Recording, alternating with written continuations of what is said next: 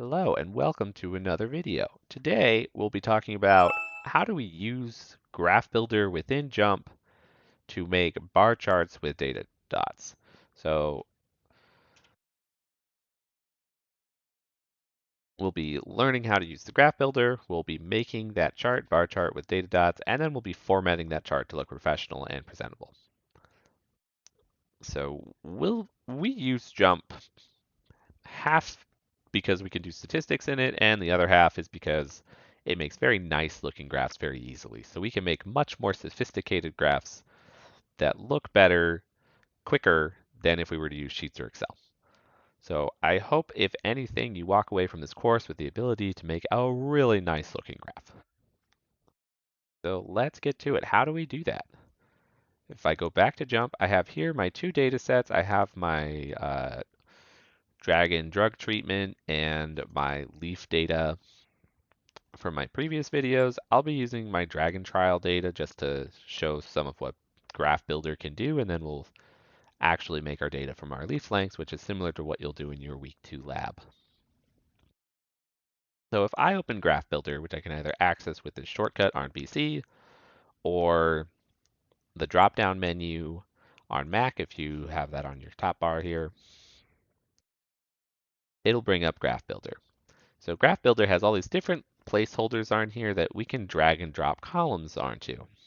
So maybe I want to find out the initial heart rate of dragons based on their treatments or before their treatments. I'll make this bar graph just so it's a little easier to see. And then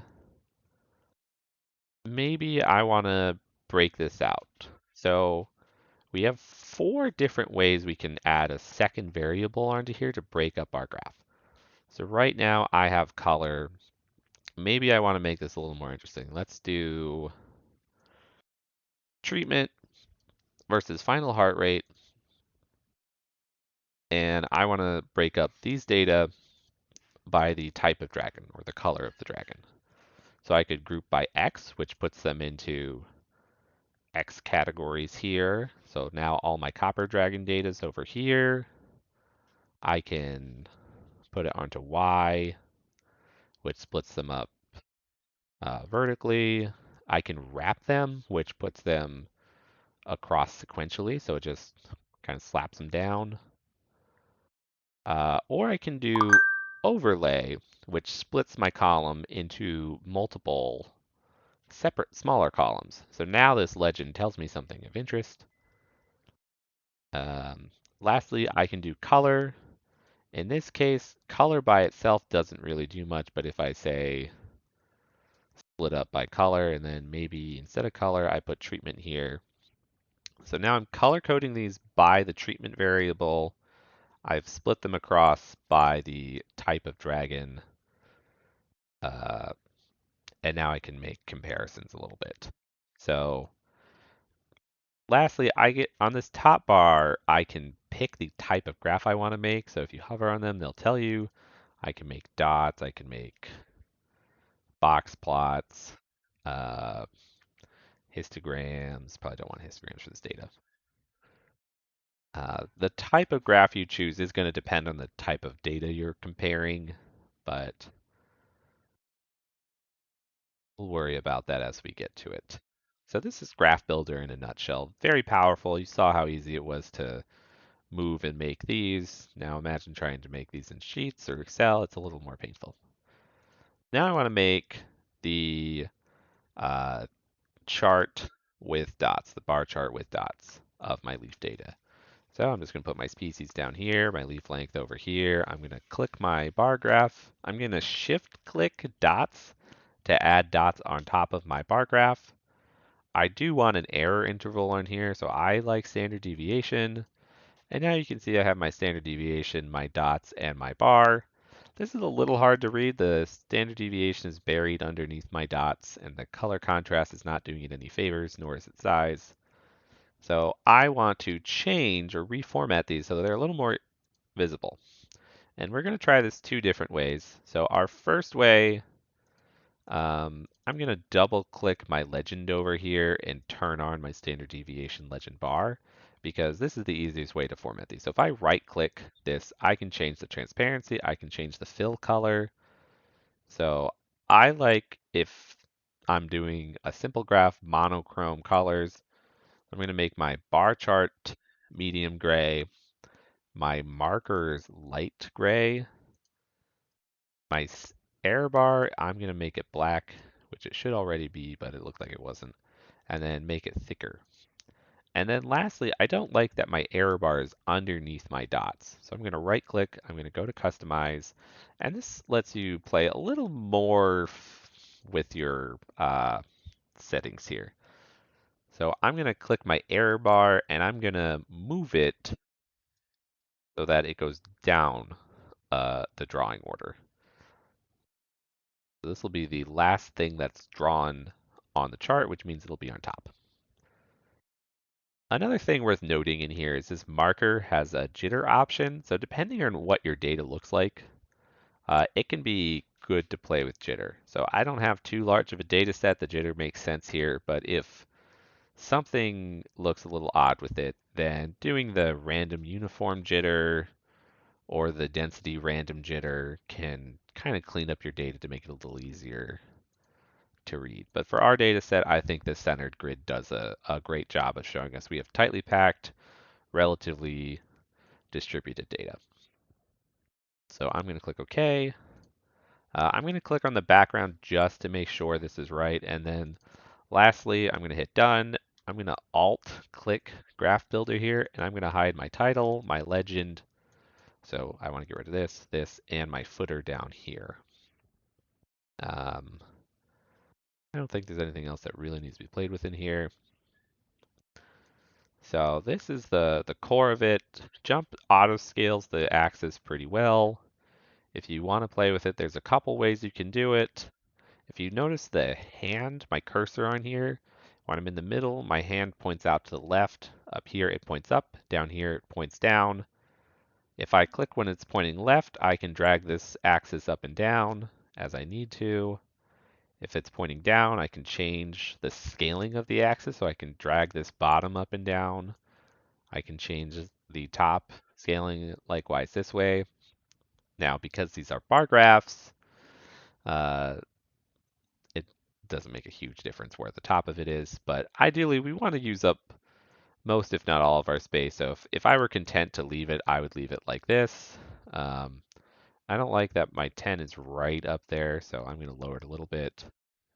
If I were, say, doing a statistics test and I needed to add some annotations here, I could click Tools. I could add a line here. And then I am going to very meticulously draw it. Then I'm going to add text. So annotate, star, star. I made that up. I don't know if this is significant or not. But maybe I have 2 star significance between these 2 treatment groups. That seems very likely. And boom, I could do that as needed. I can do other annotations. If I need more space for more annotations, I can move this up or down. I'm gonna get rid of these now. Alternatively, I can double click this if I want very fine control over. So I do want that at 0. I can change my increments, so I can add ticks if I want. I think there's a way to add grid lines, but we don't use grid lines, so don't ever put a grid line on your graph.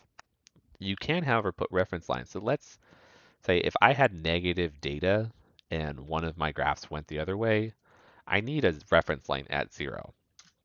So I'm going to double click that axis, go to my settings. I'm going to add a reference line, value 0. Bam. Um, so that's useful if your bar graph does not, your y-axis does not start at 0. I'm going to, again, turn this to 0. I'm going to get rid of this. So this is one style graph. I think this accomplishes what we need it to. Oh, let's see. I think it accomplishes what we need it to. I would be happy to see this in a lab report.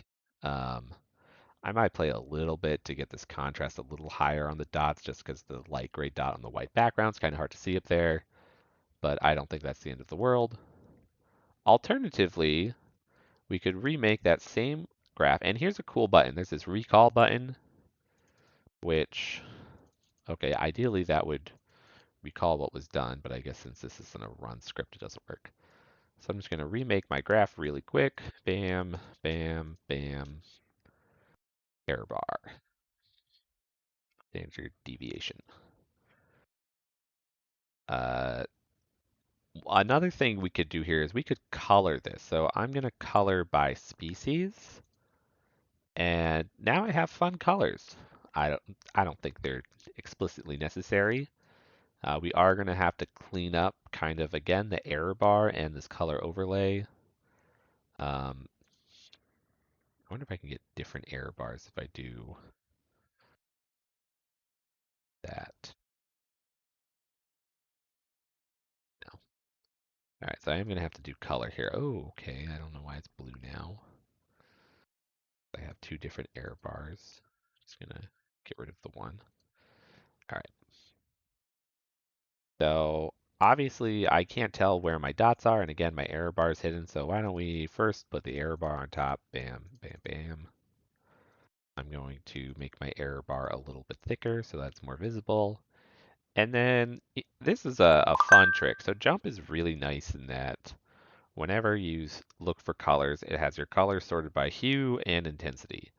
So it's really easy to take one of your color schemes here and just offset the dots so that they're a little bit brighter. I'm going to make the orange and the red much brighter just because they don't contrast as well if I don't. Like this is the lightest red, this is the next red. I don't like how hard this is to see on there. But you can still see the pink on the background. And again, same thing. I'm going to remove all of these because again, my legend doesn't really tell me anything. But let's say I did want the legend back. So I turn the legend back on. I don't need all of these shown. I'm going to turn off all but my actual colors. Again, don't need the legend, so I'm going to just get rid of it. There's one other thing worth noting, which is you can choose the legend position, and you can actually click and drag the legend. So you can put it wherever you think it fits best. Uh, I think if it fits inside and doesn't mess with your annotations, that's a nice place. Underneath is okay. Otherwise, I'd just leave it at the side. And again, you can put this directly on your clipboard as long as there's no text outside of it. So if you have the title and or footer and you try to put this on your clipboard, it's just going to copy that text. That doesn't include annotation text, so that's okay. Alternatively, you can file export PNG and save it. So this is how we're going to make these bar charts with dots. They're very helpful for your TA or preceptor, whoever's looking at your data to really try to understand what happens. And just, if we see this data point here, we're probably going to ask, why is this one data point like 2.5 standard deviations from your mean? Like, what's going on there? But that's fine. Without the data, we wouldn't know that. So thank you, and I will see you next time.